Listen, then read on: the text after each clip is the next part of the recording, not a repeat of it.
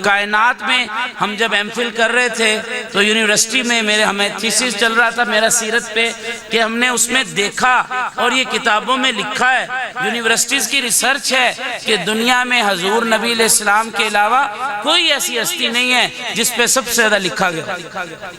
और मुसलमान तो दूर की बात, काफिरों ने भी मेरे महबूब पे लिखा है, काफिरों ने भी मेरे महबूब पे लिखा है।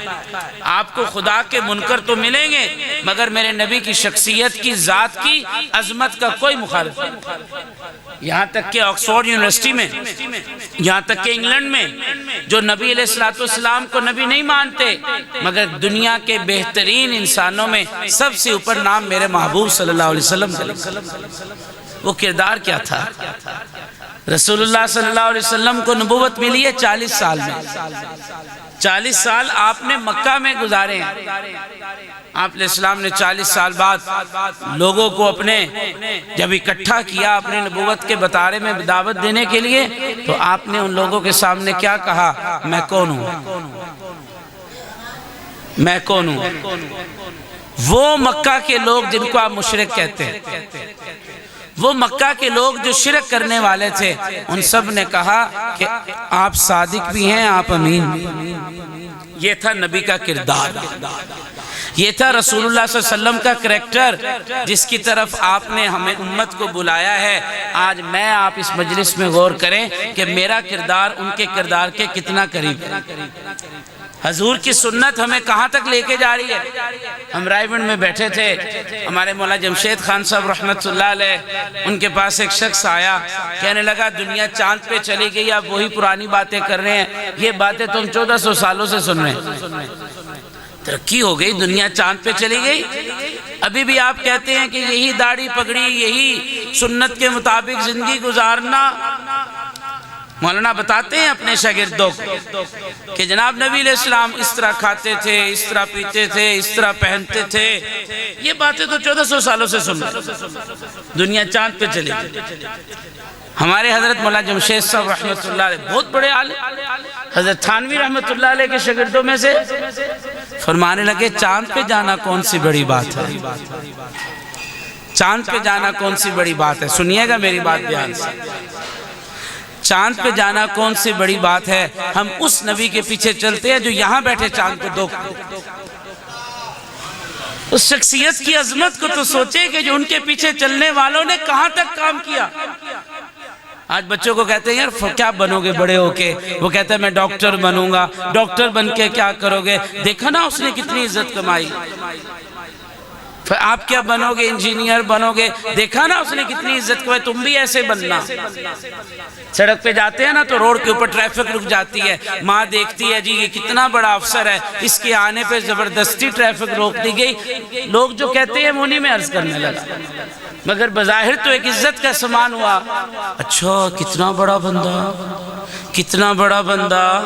अरे जो मेरे नबी के तरीके पे चले थे उनके आने पे ट्रैफिक रोकनी नहीं पड़ी थी। सही हदीस है, हयातुस सहाबा में लिखा, रसूलुल्लाह सल्लल्लाहु अलैहि वसल्लम के सहाबी जा रहे थे, आगे रश लगा हुआ था, लोगों ने कहा रश है। हजरत अब्दुल्ला बिन अब्बास ने पूछा अरे क्या हुआ? कहा शेर खड़ा है, रास्ता रोक के खड़ा है। आपने मारा थप्पड़ मुंह पे और कहा कि तेरी जुर्रत किसी को खाना है तो खाने तो चला जाए यहाँ से। दुनिया ने देखा कि वो शेर वहां से चला। ये है हुकूमत। अल्लाह के नबी के तरीके पे चलने वालों को अल्लाह क्या देता है? आज आप कहते जी ये करो पैसे मिलेंगे, कितना तक मिलेंगे, क्या होगा उससे? हमारे दादा उस्ताद हजरत मौलाना अमदरी लाहौरी रहमतुल्लाह अलैह फरमाया करते थे, क्या आलिम थे। सबसे पाक लाहौर में सबसे पहले बाकायदा दरसे कुरान का जो इज्तिमा उन्होंने कायम किया। वफात हुई तो कब्र से खुशबू आई। लिखने वालों ने कहा कहीं किसी मुरीद ने मिला दी होगी। डॉक्टरों ने रिसर्च की कि ये खुशबू इस दुनिया की नहीं है। वो थे इमामुल औलिया हजरत मौलाना अमदरी लाहौरी रहमतुल्लाह। वफात हुई रमजान का महीना, कब्र के इतना बड़ा जनाजा, कब्र से खुशबू आनी शुरू। हजरत फरमाया करते थे उस दौर में कैंसर लाइलाज था। हजरत कहते किसी को कैंसर हो जाए तो लोग कहते हैं भाई इसको कैंसर हो गया, फौर इसका क्या बनेगा। वो सारी दुनिया की चीज़ें भूल जाता है और वो अपने इलाज में लग जाता है, उसका चेहरा ही बदल जाता है। कैंसर हो गया, हालांकि कैंसर से क्या होगा, मर जाएगा और क्या होगा, वक़्त से पहले कोई मरता है? ये सादे से एक साहब मेरे सामने बैठे हैं, कहते हैं वक़्त से पहले कोई नहीं। वो रेडी चलाने वाला, वो झाड़ू देने वाला, जिसको आप बिल्कुल जाहिल कहेंगे, उससे भी आप पूछेंगे तो वो कहेगा वक़्त से पहले मौत है। फिर कैंसर ने क्या नुकसान पहुंचाया, मगर एक रोब है उस बीमारी का। हालांकि कब्र में कैंसर नहीं है। हमारे उस्ताद अल्लामा खालिद महमूद साहब रहमहुल्लाह की वफ़ात हुई ना, तो उन्हें जब गुस्ल दिया तो उस वक्त डॉक्टर कहने लगे कि जी मैयत में अब कोरोना नहीं है, गुस्ल दे सकते हैं, सारे मर्ज़े मरने पे ख़त्म हो जाती। कब्र में कोरोना नहीं है, कब्र में कैंसर नहीं है, मरने के बाद शायद कैंसर को नुकसान पहुँचाए। ऐसा मरज़ जिसका नुकसान भी महदूद है और आर्जी नुकसान है, उस मरज़ को तो हम मरज़ समझते हैं। कभी किसी ने सोचा कि झूठ बोलना ऐसा मरज़ है जो दोज़ख में छोड़ गया? रसूलुल्लाह सल्लल्लाहु अलैहि वसल्लम ने बुलाया, उन सहाबा की तरबियत की और पूछा मैं तुम्हें बताऊं तुम्हारा मरज़ क्या है? सहाबा ने कहा जरूर बताएं। कायनात के सरदार बता रहे हैं, कायनात की सबसे सच्ची शख्सियत बता रही है। वो शख्सियत बता रही है कि जो अपनी मर्जी से नहीं बोलती, मा यंतिकु अनिल हवा इन हुवा इल्ला वह्यु युहा, नहीं बोलती। अल्लाह बुला रहा, कहा मैं तुम्हें तुम्हारा मरज़ बता दूं? फरमाया रसूलुल्लाह जरूर बताएं। फरमाया तुम्हारा मरज़ है गुनाह। सुनो लिल बाकी की, तुम्हारा मरज़ गुनाह है, इस मरज़ की इलाज तौबा है। जब इलाज हो जाता है तो तुम सेहतियाब होगे, और जब तुम सेहतियाब होगे होगा क्या? मैंने बात शुरू की थी ना, वो ट्रैफिक रुक जाती है, ट्रैफिक रुक जाती है, प्रोटोकॉल देखते हैं, और मेरा बेटा ऐसा बन जाए जो मेरे नबी की इत्तबा करेगा, अल्लाह उसको वो प्रोटोकॉल देंगे कि मदीना में ज़लज़ला आया, हज़रत उमर ने कोड़ा मारा, आज तक वहाँ पे ज़लज़ला नहीं है। सिर्फ इंसानों पे प्रोटोकॉल नहीं होगा, सिर्फ गवर्नमेंट का ज़बरदस्ती की इज्जत नहीं होगी। ज़मीन 4 चीज़ों से बनी है, हवा, आग, पानी, मिट्टी। अल्लाह ने मिट्टी पे हुकूमत दे के दिखाई, और जिन्होंने नबी इस्लाम की अज़मत को दिल में बिठाया, अल्लाह ने उनको कैसी हुकूमत दे के दिखाई। हजरत कुछ लोग आ गए, कहा अमीरुल मोमिनीन दरियाए नील नहीं चल रहा, नहीं चल। अच्छा भाई क्या करना है? हम हर साल एक खूबसूरत लड़की को दुल्हन बना के इस दरिया में डालते हैं, फिर दरिया चलता है। हज़रत उमर ने कहा अब नहीं डालेंगे लड़की, ये मेरा रुक्का जाके दरिया में डाल। दरिया चला या नहीं चला? हमारे एक बड़े कमाल बुजुर्ग थे, मेरे बड़े महबूब हजरत मौला मोहम्मद अहमद साहब भावलपुरी रहमतुल्लाह अलैह, रायमंड इज्तिमा पे ये बात सुनाने लगे। कहने लगे सोचने की बात ये नहीं है कि हजरत उमर ने खत लिखा, दरिया चल पड़ा, वो तो अल्लाह का हुक्म था, चल गया। मेरे आपकी सोचने की बात यह है कि हजरत उमर का अल्लाह से ताल्लुक क्या था? जाओ मेरा रुक्का दे दो, दरिया चल जाए। ये ताल्लुक मुझे आपको कैसे पैदा होगा? कुल इन कुंतुम तुहिब्बूनल्लाह फत्तबिऊनी, सिर्फ हजूर की इत्तबा। दो चीजें होगी, अल्लाह क्या हुकूमत देता है हजूर की इत्तबा से, अल्लाह क्या नवाजते हैं मेरे नबी के तरीके पे चलने से। लावा फटा, लावा, किसी ने कहा जी वो पहाड़ के अंदर से ना आग निकल रही। ये जो फिजिक्स पढ़े हुए तलबा हैं ये समझ गए मेरी बात कि आग का टेम्परेचर क्या होता है, आपका चूल्हा कितना तेज जलता है, मगर आपका लोहा नहीं पिघलता। आप पतीली रख के उसके ऊपर चाय भी पकाते हैं, उसके ऊपर खाना भी बनाते हैं, और इतनी ज्यादा आग जलाते हैं। हलवा गाजर का आजकल बन रहा है घरों में, मगर कभी पतीली पिघली नहीं, मगर आप उसको उंगली नहीं लगाते, आपकी उंगली जलती है। और जब लावा निकलता है ना तो वो इतना गर्म होता है कि वो पहाड़ के पत्थर को पिघला दे। क्या आग का मंजर था। उनका लावा फट गया। हजरत उमर ने कहा तमीमदारी इधर, हजरत तमीमदारी को बुलाए, कहा इसको अंदर डाल। हजरत तमीमदारी गए, आग को हाथ कर करके अंदर डाले, उनका हाथ नहीं जला।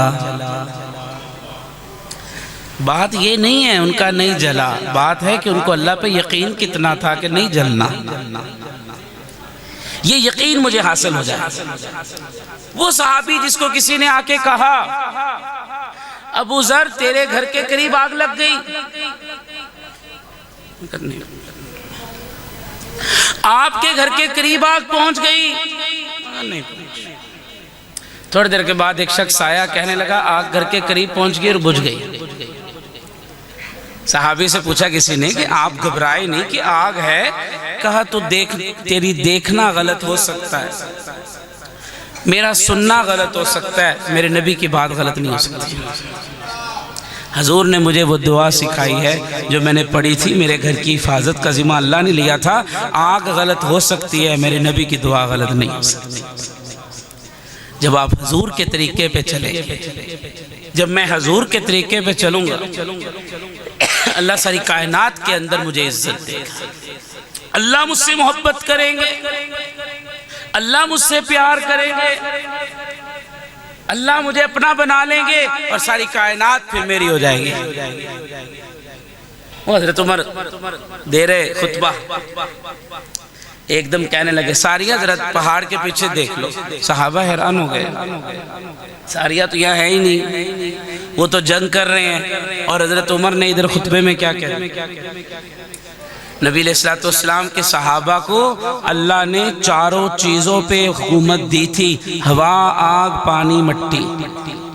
हवा पे अल्लाह ने ताबे बनाया और हज़रत उमर ने जंगी प्लानिंग बताई। और हज़रत सारिया जब गज़वा जीत के वापस आए, कहा अमीरुल मोमिनीन मैंने वहाँ आपकी आवाज़ सुनी थी। और फरमाया वाक़अतन जब मैंने पहाड़ की तरफ रुख किया, वहाँ से काफिर हमला कर रहे थे, अमीरुल मोमिनीन हम जंग जीत गए। आज मैं सोच रहा हूँ असबाब को, आज भी वही ताकत है मेरे नबी की सुन्नत में जो 1400 साल पहले थी। आज भी नबी अलैहिस्सलाम की जब मैं इत्तबा करूंगा तो अल्लाह मेरी वैसी ही अजमत करेगा जैसे 1400 साल पहले की। वो मैंने इसके ना ट्रैफिक रुक गई, कमाल लीडर है भाई, ट्रैफिक रोक देता है, इतना प्रोटोकॉल। माँ कहती है बेटा उसके तरीके पे चलो, वैसा बन जाओ, तुम्हारा भी इतना प्रोटोकॉल हो। अमीर शरीयत सईद ताला शाह बुखारी फरमाया करते थे, नव्वर अल्लाहु मरकदहु, ज़बरदस्ती का प्रोटोकॉल क्या होता है। मेरे नबी आसमानों पे गए, ट्रैफिक नहीं रुकी, कायनात का निज़ाम रुक गया, कायनात का निज़ाम रुक गया। उस शख्सियत की मोहब्बत दिल में डालनी है, उस शख्सियत की अज़मत दिल में डालनी है। ये बातें मैंने आज आपसे करनी थी। हमारे नबी अलैहिस्सलाम की अज़मत मेरे दिल में कितनी है, आज मैं कटिंग कराने जाता हूँ। मेरे ज़हन में एक हीरो होता है, मैं उस कटिंग वाले को कहता हूँ यार ऐसी कटिंग करना, फ़लाँ मुझे बड़ा प्यारा लगता है। मैं कपड़े सिलवाने जाता हूँ, मैं कहता हूँ फ़लाँ जैसे मेरे कपड़े बनाना, वो मुझे बड़ा प्यारा लगता है। मैं अपनी शादी करता हूँ, मैं देखता हूँ फ़लाँ जैसी शादी करनी है, वो मुझे बड़ा प्यारा लगता है। हमारे यहाँ कोई फोतकी होती है, लोग कहते हैं फ़लाँ की फोतकी पे ऐसे हुआ था। कितनों ने पूछा मौलाना तला साहब रसूलुल्लाह के यहाँ जब फोतकी होती थी तो क्या होता था। कितनों ने पूछा शादी के वक़्त मौलाना तला साहब हमें बताइए कि शादी करनी है, शरीयत ने तो सारा निज़ाम दिया। नबी अलैहिस्सलाम की शादी हुई, हज़रत ज़ैनब बिन्ते जहश रज़ी अल्लाह तआला अन्हा से सीरत की किताबों में लिखा है, हज़रत आपके पास माल था, ज़ैनब बिन्ते जहश का निकाह नजाशी ने पढ़ाया था, आपने एक गाय ज़िबा की और सारे मदीने की दावत की। करना लगाना है, पैसा तो लगाओ, वलीमे पे कब रोका। आप अलैहिस्सलाम की ज़िंदगी मेरी ज़िंदगी में कहाँ है। मैं सुबह उठता हूँ, मैं ना स्कूल जा रहा हूँ, मैं जॉब पे जा रहा हूँ, मैं अपने काम काज पे जा रहा हूँ। इन उलमा से पूछें कि नबी का तरीका क्या है, फिर क्या होगा। वो जिम्मेदार पूछे कि नबी का तरीका क्या है, कि मैंने जिम्मेदारा कैसे करना है। ये उलमा पढ़ के बैठे किताबुल मुज़ारा को, ये उलमा पढ़ के बैठे मुसाकात को कि बागात कैसे चलाते हैं। एक शख्स कहने लगा मिलेगा क्या, तो मुझे वो हदीस याद आ गई कि वो एक सहाबी बैठे थे मसल्ले पे और दुआ मांग रहे थे और 2 नफल पढ़े और कहा इस जगह को खोदो। माली ने कहा बंजर जमीन है, पानी नहीं है, सारी कल्लर खुश्की की जमीन। उस सहाबी ने कहा खोदो। हदीस में आता है कि वो सहाबी की जगह पे अल्लाह ने वहां से पानी निकाला था। ऐसी ज़रात पे ये होगा। वो बनी इसराइल का आदमी, बुखारी शरीफ की हदीस, एक साहिब ने बादल में से आवाज सुनी, फलां के खेत में जाके बरसो। वो पीछे पीछे जा रहा है, बादल आगे आगे जा रहा है। एक खेत में जाके बादल बरसा और खूब बरसा, मगर कहीं और न बरसा। उन्होंने पूछा नाम क्या है? उन्होंने कहा यही नाम जो बादल में से आया, बादल में से। उनका तू करता क्या है? उन्होंने कहा मैं अपनी ज़मीन के अंदर शरीयत के मुताबिक हिस्सा तकसीम करता हूँ, अल्लाह आपके लिए भी बादल भेजेंगे इंशाअल्लाह।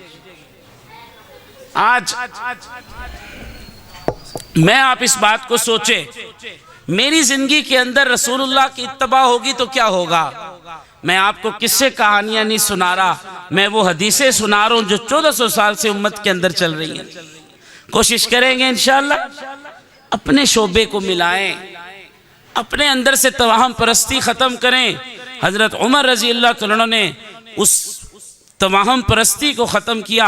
आज मैं कलमा भी पढ़ रहा हूँ, नात भी पढ़ रहा हूँ, नई नवीली दुल्हन आती है, ख़ानदान में कोई मर जाता है, मेरे लाहौर में कहा जाता है औरत मनूस है।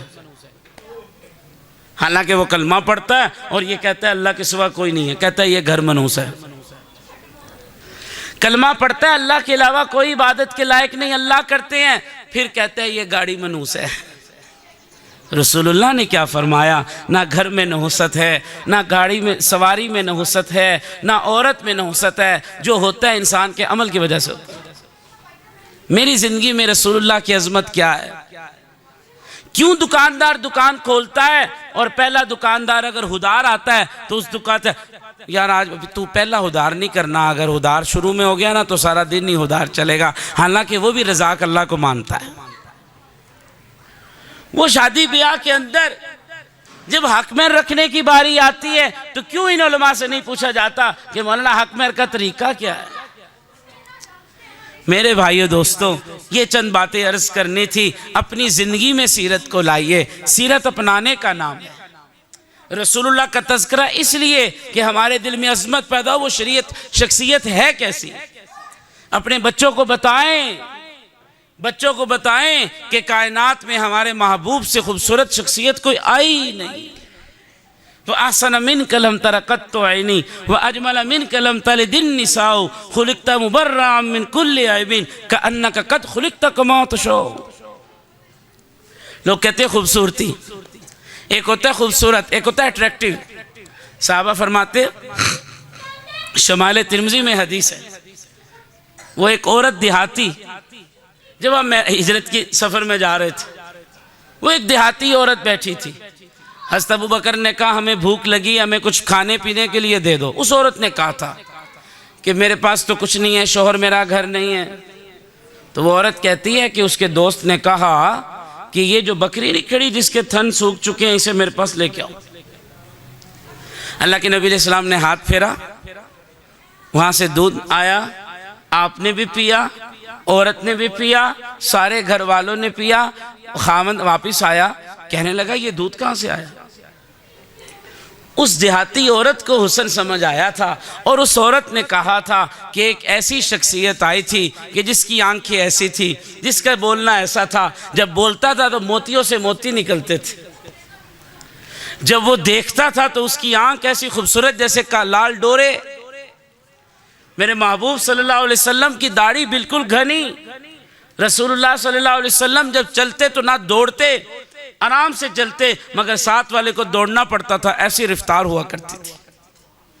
रसूलुल्लाह सल्लल्लाहु अलैहि वसल्लम की शख्सियत को पढ़ें, अपने घरों में ये बातें करें, अपने बच्चों के सामने स्पाइडरमैन की हैसियत ना हो, छोटे छोटे बच्चों को पता चले रसूलुल्लाह क्या थे।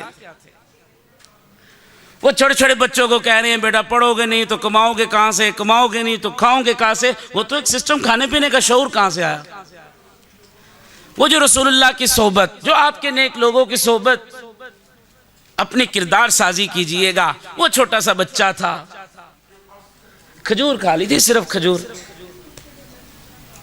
खजूर खा ली थी, खजूर।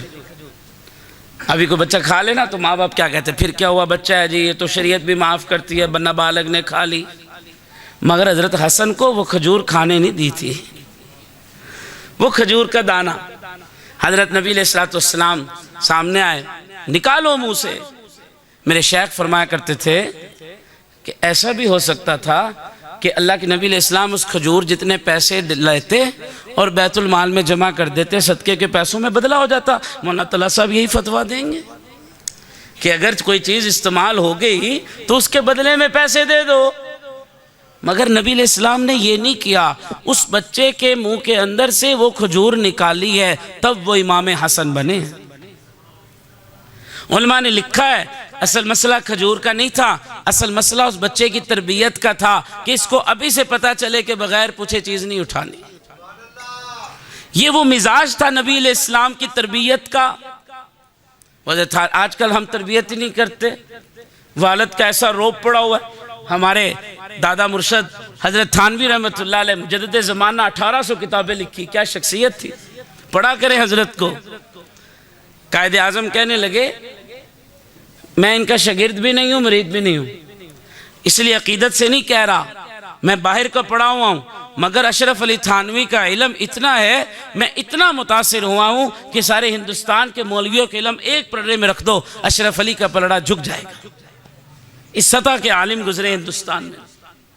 मुजद्दिद ज़माना हज़रत के पास एक शख्स आया, मुरीद होने आया और कहने लगा हज़रत मैं तो घर आता हूँ, बड़ा हमारे घर में डिसिप्लिन है, मैं घर आता हूँ मेरे बच्चे को इधर छुप जाता है, कोई इधर छुप जाता है, कोई शोर नहीं करता, सब चुप हो जाते हैं। हज़रत ने फरमाया तो अब्बा है कि थानेदार है? अब्बा तो ऐसा नहीं होता। मेरे नबी अलैहिस्सलाम आते थे, एक नवासा इधर चढ़ता था, एक नवासा इधर चढ़ता था। मेरे नबी की सीरत क्या है? आप खाना खाते बच्चों को साथ बिठा के खाते। आज कहते हैं बेटा तुम ना खाओ, तुम खराब करते हो, साइड पे हो जाओ। मेरे नबी यूँ नहीं करते थे। आप अलैहिस्सलाम के पास सहाबी छोटे से बच्चे, उन्होंने खाने के अंदर ना लुकमा मारा और सारे खाने में घुमा दिया।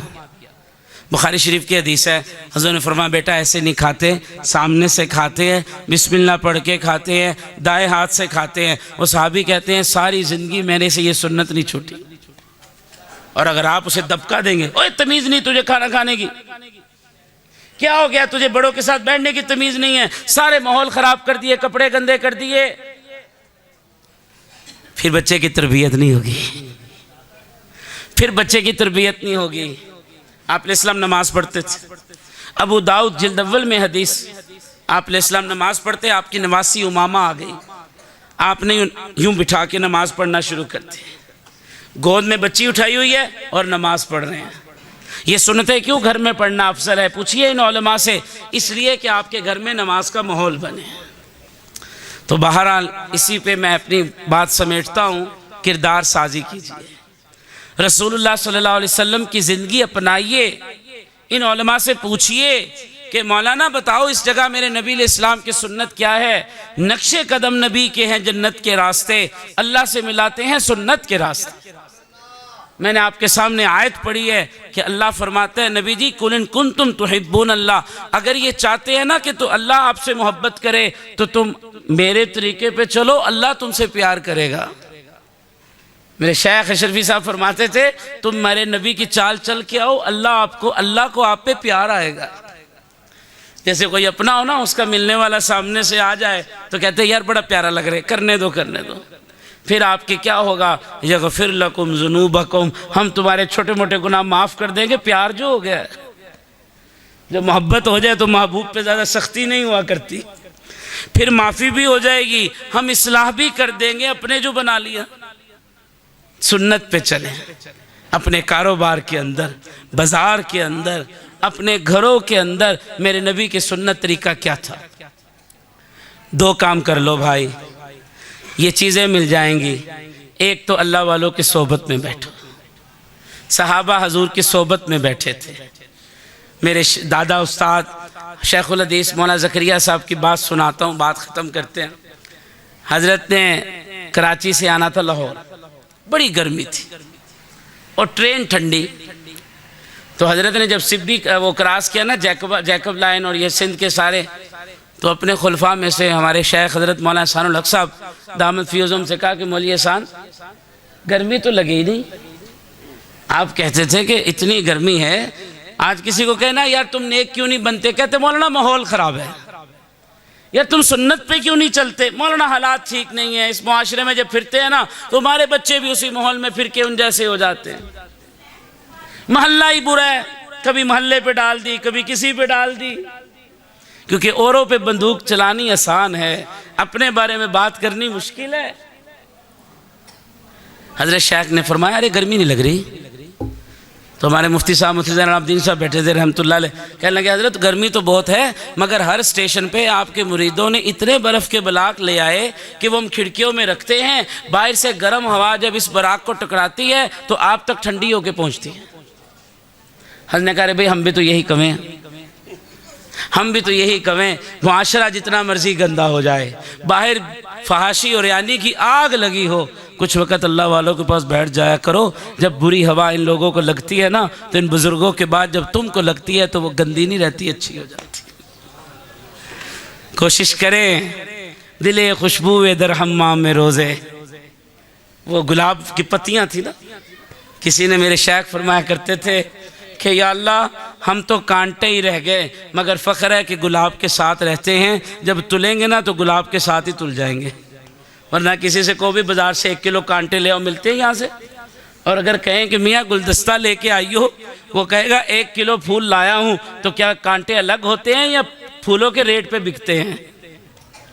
इसलिए जब अल्लाह वालों के पास बैठोगे, किसी से बैत का ताल्लुक़ कायम करोगे, किसी शेख के सोबत में रहोगे, इंशाअल्लाह आप भी वो ना भी बन सके तो उनके साथ रहने पे, क्योंकि कुरान में अल्लाह ने ये नहीं फरमाया उन जैसे बन जाओ, अल्लाह फरमाते हैं ए ईमान वालो कूनू मा सादिकीन। मेरे साथी बैठे हैं, उधर मौलाना जुनैद बैठे हैं, मौलाना तला, यहाँ भी मेरे कई साथी जामिया अशरफिया के हम बैठे हैं। हमने जिन असातिज़ा को देखा है वल्लाह उनके पास रह के सोचे ही बदल जाती थी, सोचे बदल जाती थी। हमारे उस्ताद हज़रत सूफ़ी साहब रहमतुल्लाह अलैह अगर जामिया अशरफिया में किसी दिन छुट्टी कर ली तो उस महीने के आखिर में लिख लेते थे इतने घंटे मैंने नहीं पढ़ाया, अरशद साहब मेरी तनख्वाह में से इतने पैसे काट। कभी अबल तो लेट होते नहीं थे, तो किसी दौर में हुए होंगे, हमने तो नहीं देखा लेट होते। कभी लेट हुए ना 10 मिनट लेट तो कापी पे लिख लेते थे कि 10 मिनट की तनख्वाह वापस देनी है। ऐसे किरदार वालों के साथ जिनकी सुन्नत नहीं रहती थी, जिनकी ज़िंदगी तकवे वाली होती थी, अल्लाह मुझे और आपको भी अमल की तौफीक अता फरमाए। वमा अलैना इल्लल बलाग।